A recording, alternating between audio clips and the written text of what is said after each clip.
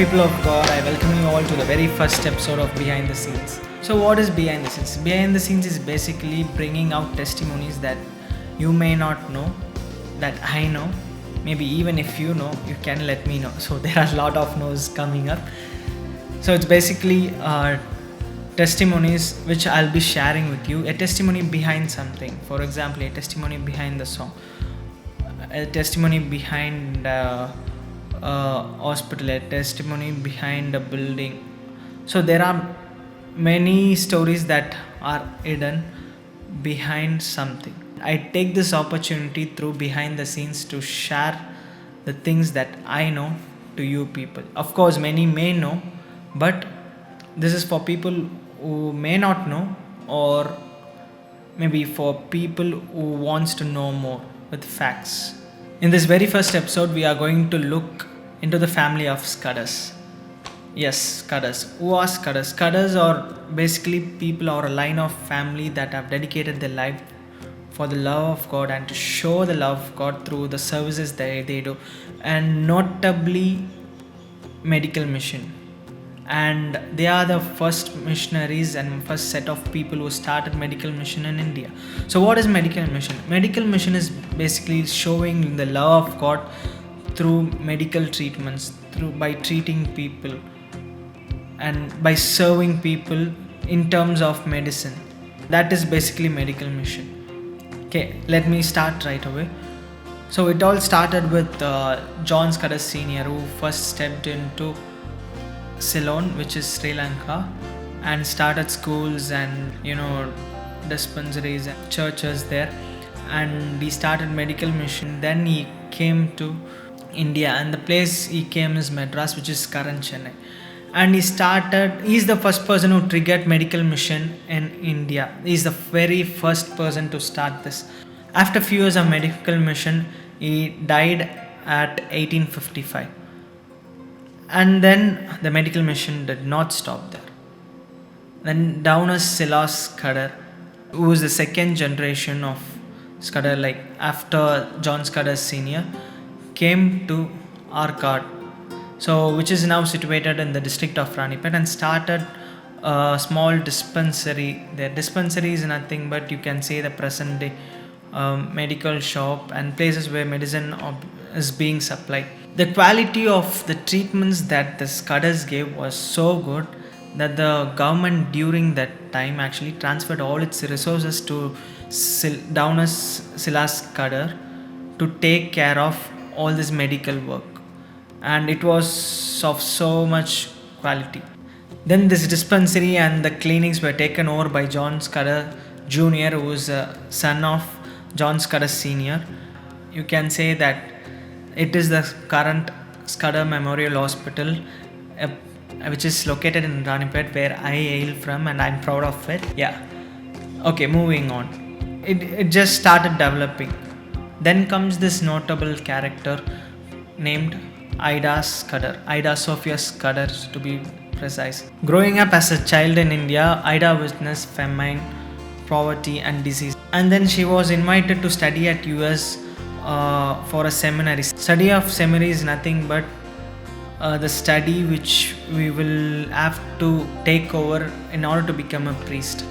So she took it, and her plan was this. Her plan was to settle down at US and get married. But little did she knew that her life is going to change so drastically, and through her life many people are going to be blessed and many lives are going to be changed. Then around 1890s she came back to India, to be precise Dindivanam, which is located in Tamil Nadu,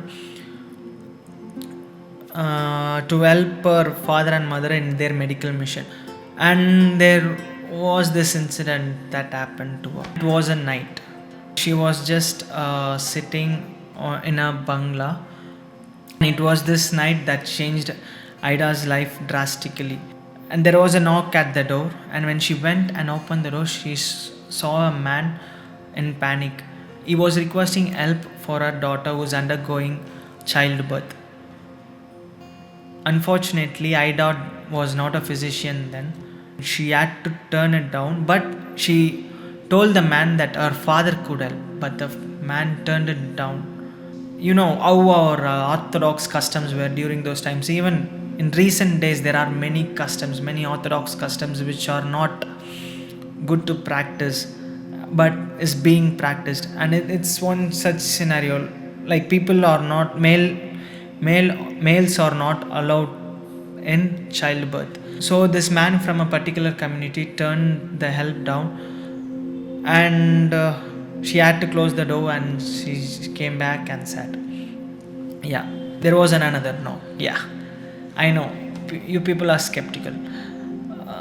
Then she came out and opened. There was another man from a different community, and it was the same case scenario. And Ida told the same things, and they conveyed the same stuff, and the same result. The man rejected the help from Ida's father, and yeah, she came in and she was filled with thoughts. Yeah, her thoughts would have been stirred up a lot.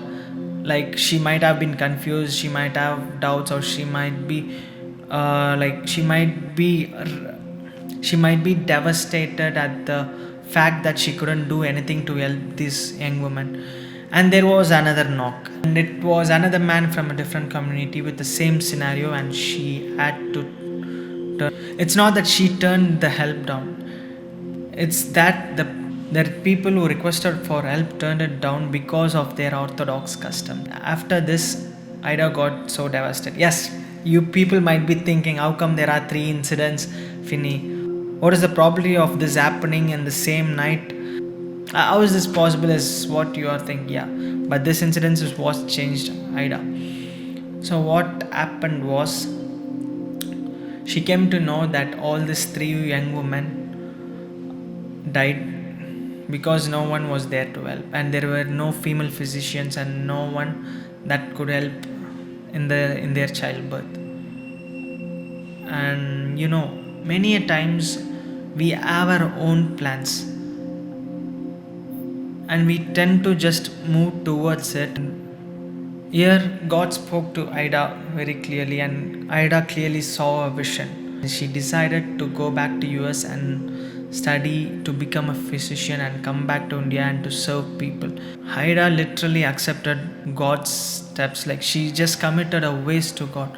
See, there's this verse in Philippians 2:13 which says God puts His will into our hearts for His greater purpose. You can see the verse here.